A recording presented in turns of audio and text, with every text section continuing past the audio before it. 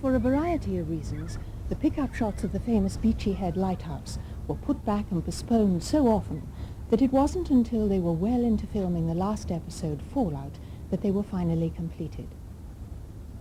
The shoot took place on Thursday the 16th of November, and as a result the weather conditions were not what they might have been, as Ronald Lyles recalls. Of the 3 episodes which I was on, the particular part that sticks out in my mind was the Beachy Head sequence with the lighthouse, which was supposed to be an armoury with all the comic soldiers inside with their guns running up and down the stairs. And I found the location again on a Sunday at Beachy Head. I took the boat out from Eastbourne, went up 460 steps, saw the lighthouse keeper and got permission. And we took a second unit down there, and we took the boat out from Eastbourne in the morning, and the sea was very, very rough. And around the base of the lighthouse were all jagged rocks, and we had one hell of a job getting the boat alongside. And we had a blonde girl called Beck. Her husband was a wardrobe master, Ronnie Beck.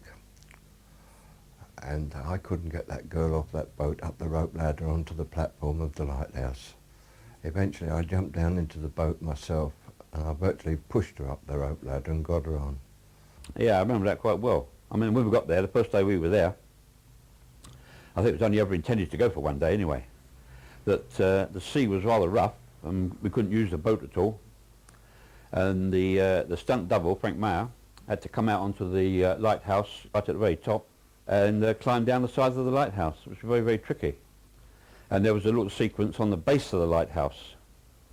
Again, the sea was very rough and it was very, very difficult. And we only had a couple of boats. It wasn't an enormous production number. It was a second unit job, really. But it all went quite well. And by the time we'd finished, the tide had gone out and it left the causeway. And we carried all the equipment along the sand onto the shore, back to Eastbourne and home. As is usual with a low-key location shoot such as this, stand-ins and doubles were shot on site, with the close-ups of the actors being filmed back at the studio on mock-ups matched to the location. Although John Legue, the set dresser for the episode, was present during the site visit, this did not necessarily guarantee the perfect match required. I drove all the way down to Beachy Head with the stills photographer and tape measures and drawing pad, and we measured up Beachy Head Lighthouse. He took stock shots. He took stills photographs in black and white for us to rebuild it when we got back. But what you have to watch is you've got to watch the painters, because what did they do? Black and white photographs, and instead of putting red banding around the lighthouse, they copied the black and white stills and put black banding. Because there's nothing worse than seeing in the location shots a lighthouse with red and white banding around it, and you cut to other shots, studio-wise, which have got black. And sure as eggs are eggs, somebody will spot it and say your continuity's out. The very last shot of the lighthouse shows it exploding after number 6 has fooled Schnips and Sonia. Now, since destroying the real lighthouse was out of the question, a plaster miniature was built, which could be detonated against a suitable backdrop in a tank on MGM's back lot. John Legue remembers the preparation work for this shot well. We had to match the model lighthouse to the real Beachy Head lighthouse.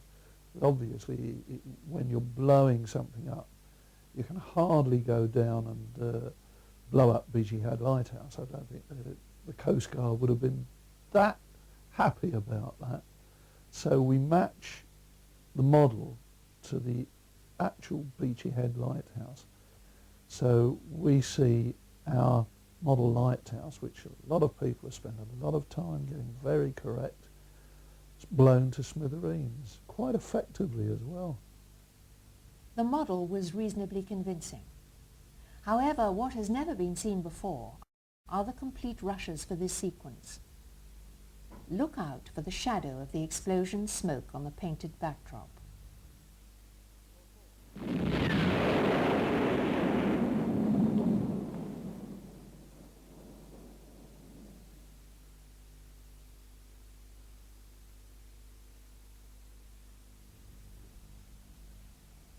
But from behind the light-hearted nature that surrounded the girl who was death, emerged the problem that had been continually sidetracked since the start of the second season. What would be the contents of the script to the last episode?